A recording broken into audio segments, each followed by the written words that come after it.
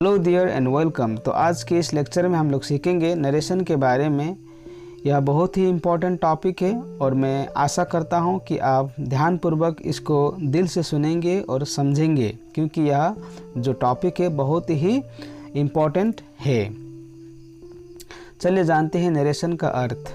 Narration का अर्थ होता है कथन, ओके, और इसका वर्ब फॉर्म नरेट होता है, जिसका मतलब होता है कहना। तो नरेशन का दो भाग है, जो है डायरेक्ट स्पीच और इनडायरेक्ट स्पीच। अब डायरेक्ट स्पीच क्या होता है? सुने हुए बातों को हुबहू बोलना। सुने हुए बातों को उसी शब्द या फिर उसी भाषा में हुबहू बोलना, उसको बोलता है डायरेक्ट स्पीच। और डायरेक्ट स्पीच क्या होता है? ये ग्रामेटिकली रॉन्ग सेंटेंस होता है जो कि लोग बोलते हैं। और इनडायरेक्ट स्पीच क्या होता है? सुने हुए बातों को श्रोता के द्वारा अपनी भाषा और अपने शब्दों में कहना, उसको बोलता है इनडायरेक्ट स्पीच।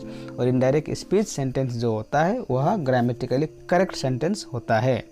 और नरेशन हम लोग क्यों सीखते हैं? नरेशन हम लोग सीखते हैं सेंटेंस को प्योरीफाइड करने के लिए, सेंटेंस को ग्रामेटिकली करेक्ट बोलने के लिए। तो सबसे पहला वाक्य है he says to her I am good to all.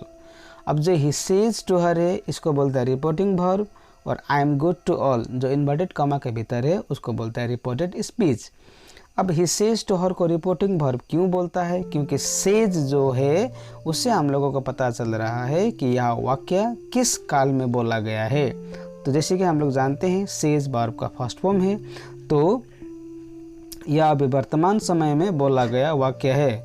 और जो I am good to all है ये बोला हुआ वाक्य है। जब इसको हम लोग इनडायरेक्ट स्पीच में हम लोग जब कन्वर्ट करते हैं, ट्रांसफॉर्म करते हैं, तो इसका वाक्य होगा he tells her that he is good to all. अब आई क्या में चेंज हुआ? ही में चेंज हुआ, क्योंकि जो आई है ये ही के लिए है, ओके। अगर मैं इस सेंटेंस को डायरेक्ट स्पीच में बोलता हूँ तो अंग्रेज़ों को समझने में प्रॉब्लम होगा।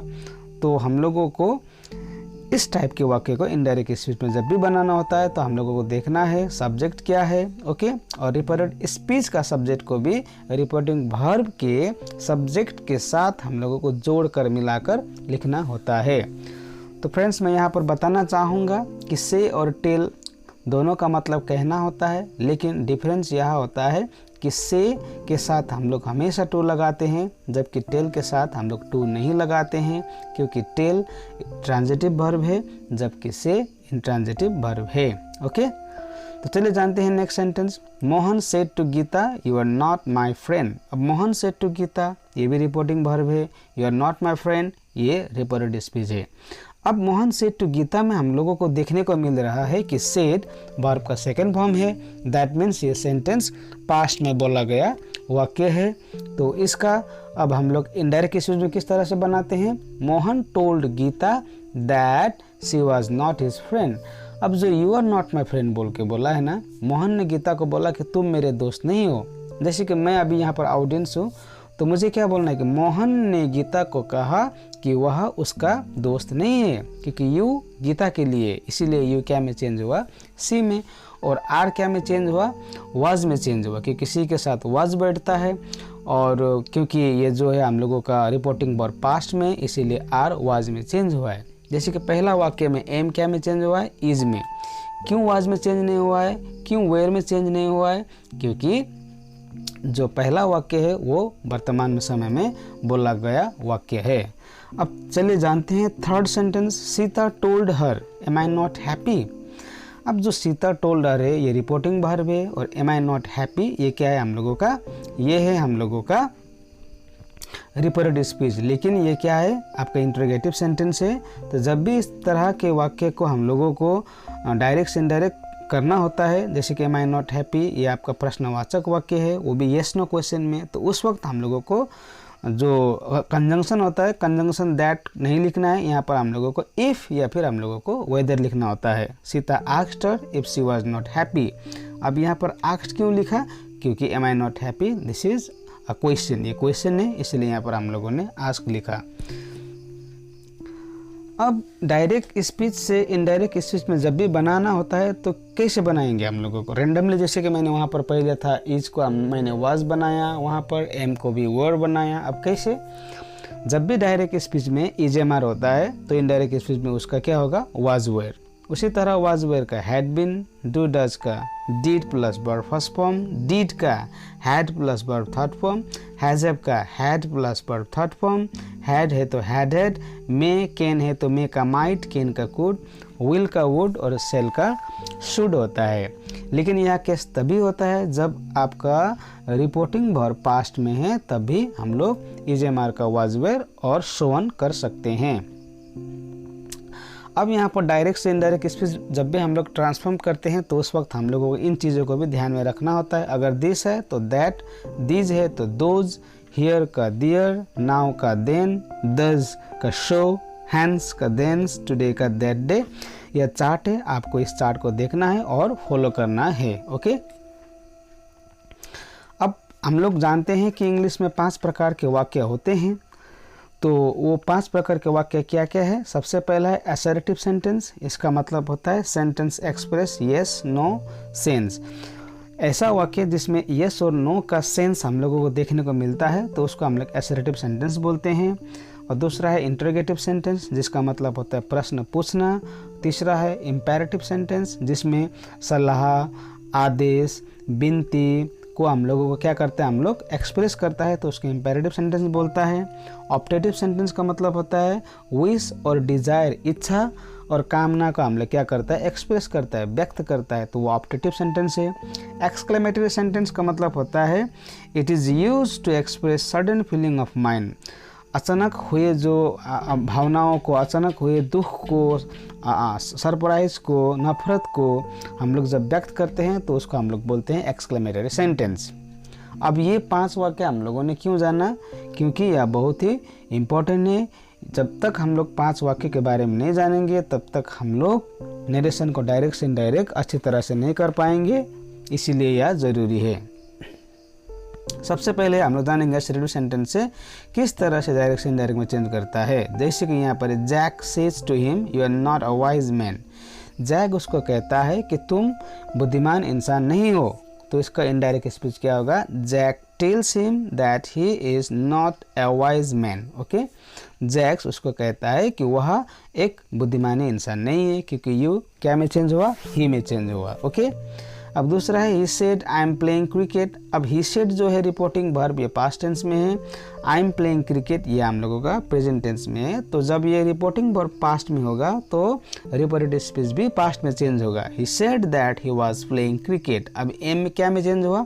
वाज में, क्योंकि मैंने वहाँ पर चार्ट में पहले ही बोला था इज एम आर क्या में चेंज होगा? वाज वेयर में। तो उसको देख कर हम लोगों को बनाना होता है। तो हम लोगों ने जाना असर्टिव सेंटेंस के बारे में। तो अब है इंटरोगेटिव सेंटेंस। इंटरोगेटिव सेंटेंस, अब सवाल वाला टाइप का प्रश्न होता है तो उस वक्त हम लोग किस तरह से बनाएंगे। सबसे पहला है she said to me are you a YouTuber. उसने मुझे कहा क्या आप यूट्यूबर हो। मतलब यहाँ क्या, उसने मुझे कहा नहीं, उसने मुझे पूछा, इसलिए सेड क्या में चेंज होगा? आस्क्ड में। She asked me. और एक बात हम लोगों को यहाँ पर ध्यान देना है कि आक्स के बाद भी टू हम लोग कभी भी नहीं लगाते हैं। ओके, क्योंकि asks is also a transitive verb. She आक्स्ड मी, अब ब्रैकेट में इफ और वेदर है, दोनों में एक कोई भी आप लगा सकते हो, लेकिन वेदर मोर यूजुअल है क्योंकि वेदर ही ज़्यादातर लगाते हैं। लेकिन अगर आप इफ भी लगाते हैं तो नो प्रॉब्लम। अब यहाँ पर आप दैट यूज नहीं कर सकते हो कंजंक्शन के रूप में, क्योंकि यह प्रश्न है। सी आक्स्ड me whether I was a YouTuber. Okay, यहाँ पर आई वॉज अ यूट्यूबर होगा। अभी दूसरा है he said to her which class do you read in. अब जो प्रश्न है ये, उसने उसको कहा आप कौन सा इस क्लास में पढ़ते हो। Which class do you read इन, ये जो है ये WH क्वेश्चन है। ऊपर का जो आपका प्रश्न है वो येस नो प्रश्न है। तो येस नो प्रश्न जब भी आता है तो उस वक्त हम लोगों को इफ़ या फिर वेदर लगाना है। WH आता है तो यहाँ पर 2 सेंटेंस के बीच में जो लिंक करता है उसमें हम लोग दैट का यूज़ नहीं कर सकते, इफ़ का यूज़ नहीं कर सकते, वेदर का भी यूज़ नहीं कर सकते हैं। WH क्वेश्चन जब भी आता है जैसा है वैसा ही लिखना है। He asked her which class she read in। अब ये जो read है इसका प्रोनाउंसिएशन यहाँ पर read होगा, क्योंकि जो ये read है वर्ब का सेकेंड फॉर्म के रूप में काम कर रहा है। ओके, क्योंकि read, read, read होता है pronunciation, but spelling we see same। Okay, so don't be confused। अब हम लोग डिस्कस करेंगे इम्पेरेटिव सेंटेंस के बारे में। इम्पेरेटिव सेंटेंस मतलब advice, order, request, command etcetera को हम लोग क्या करते हैं, एक्सप्रेस करते हैं। तो सबसे पहला वाक्य है Mohan said to him sit down. Mohan ने उसको कहा बैठो। तो इसका ट्रांसलेशन होगा Mohan told him to sit down. जब भी इम्पेरेटिव सेंटेंस आता है तो in the most of the sentences we use to का यूज करते हैं हम लोग, जैसे कि दैट, इफ, वेदर हम लोग लगाते थे, लेकिन ये इम्पेरेटिव सेंटेंस है तो यहाँ पर हम लोगों को क्या लगाना है, टू।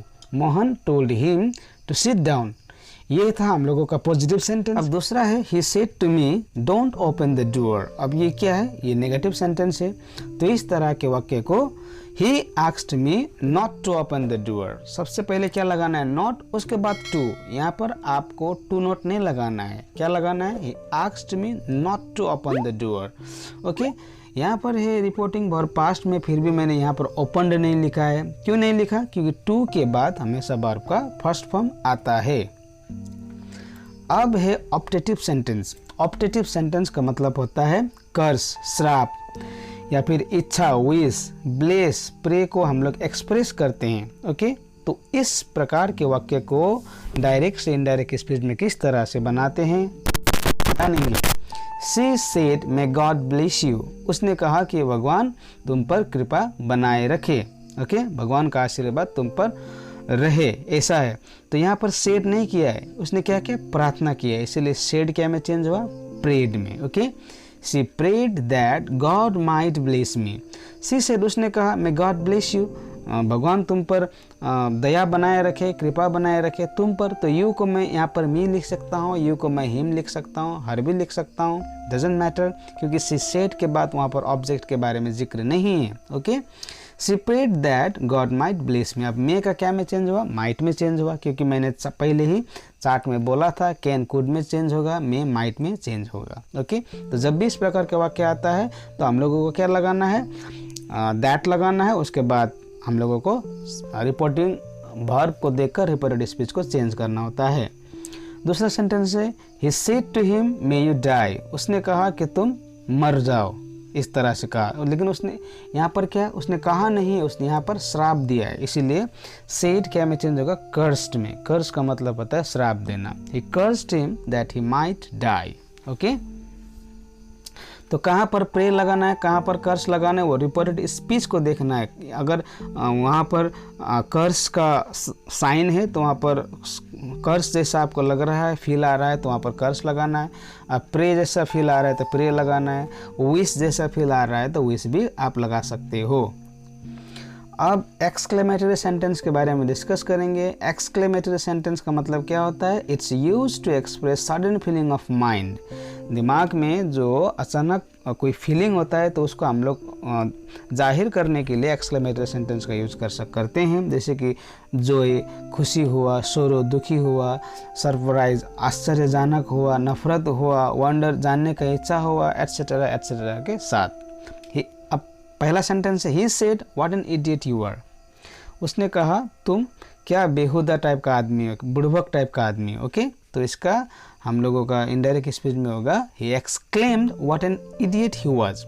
अब जो आर है वाज में चेंज हुआ है। क्यों चेंज हुआ है, क्योंकि ही सेड ये जो है पास्ट टेंस में है, इसीलिए जो रिपोर्टेड स्पीच का जो टेंस है वो भी पास्ट टेंस में ही चला जाएगा। He exclaim what an idiot he was. अब यहाँ पर एक्सक्लेम होगा क्योंकि यहाँ पर उसने क्या जाहिर किया है, आपका सरप्राइज को जाहिर किया है, या उसने यहाँ पर सोरो को जाहिर किया है। ओके, क्योंकि वो आपको नहीं समझता था कि इडियट है बोल के, अचानक उसको मालूम पड़ा तो उस वक्त वो एक्सक्लेम किया। ओके, और दूसरा सेंटेंस है हांग सेड। हांग ने कहा my god, my god you have caught your finger. Okay, हे भगवान तुमने अपना उंगली को काट दिया है।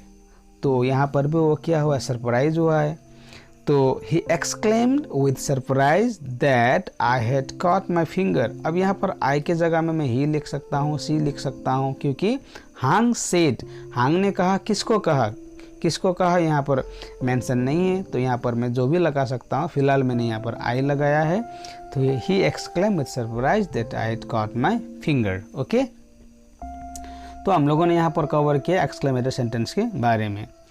अब कुछ कंफ्यूजिंग सेंटेंसेस है, उसको भी डिस्कस करेंगे। He said my brother lives for Kolkata tomorrow. उसने कहा कि मेरा भैया कल कलकत्ता जा रहा है। ओके, तो यहाँ पर ये जो सेंटेंस है, he said my brother lives for Kolkata tomorrow, इसका इनडायरेक्ट होगा he said that his brother would leave for Kolkata the next day. Okay, या आपका करेक्ट सेंटेंस है, लेकिन लोग इस तरह से लिखते हैं ही said that his brother left for Kolkata the next day. ये रॉन्ग होगा। क्यों रॉन्ग होगा? क्योंकि उसने कहा उसका भैया कल कोलकाता के लिए रवाना होगा।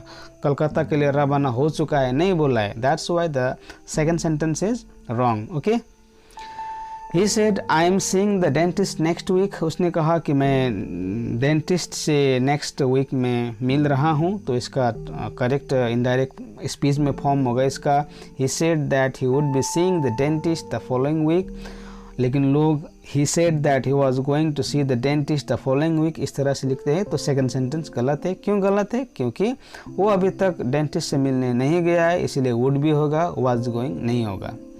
He said I wish I were a Prince. उसने कहा कि यदि मैं प्रिंस होता तो, ओके, काश मैं प्रिंस होता तो इसका करेक्ट आपका इनडायरेक्ट फॉर्म होगा he said that he wished he were a Prince.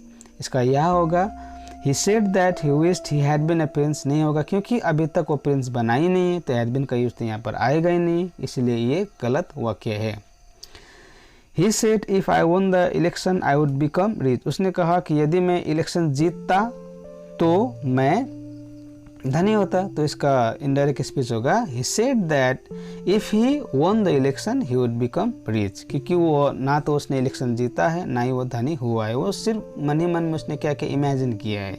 लेकिन लोग he said that if he had won the election he would have become rich ऐसा बोलता है, क्योंकि यह जो कंडीशनल सेंटेंस है पास्ट का होगा, इसलिए यह गलत है। अब based on universal truth sentence कुछ वाक्य है जो यूनिवर्सल ट्रूथ है, जो पहले भी था, अब भी है और हमेशा रहेगा। तो इस प्रकार के वाक्य में भी हम लोग रिपोर्टेड स्पीच को कभी चेंज नहीं करते हैं। जैसे कि मार्टिन सेड, मार्टिन ने कहा honesty is the best policy, honesty is the best policy is a proverb. Okay, तो यह पहले भी था, अब भी था और अपकमिंग जनरेशन वो भी यूज करेंगे। तो इस प्रकार के वाक्य हम लोग चेंज नहीं कर सकते हैं। Martin said that honesty is the best policy. He said we are mortal, he said that we are mortal होगा, we were mortal नहीं होगा, क्योंकि यहाँ पर हम लोगों को रिपोर्टिंग वर्ब को देकर रिपोर्टेड स्पीच का टेंस को चेंज नहीं करना है। He said one must do one's duty, इसका he said that one must do one's duty होगा। Our father said all that glitters is not gold, our father said that all that glitters is not gold is a correct sentence। okay? क्योंकि all that glitters is not gold ये proverb है, क्योंकि हर चमकने वाला चीज़, हर चमकीला चीज़ सोना नहीं होता है। ये पहले भी बोलता था, अब भी बोलते हैं और भविष्य में भी बोलेगा। तो इस प्रकार के वाक्य को हम लोग all that glitters was not gold नहीं बोल सकते हैं। Okay, Alright, that's all for today's lecture. See you in another lesson. Till then, keep learning, practicing, and yes, don't forget to subscribe to my channel and press the bell icon to receive the notification of my upcoming videos. Thank you very much.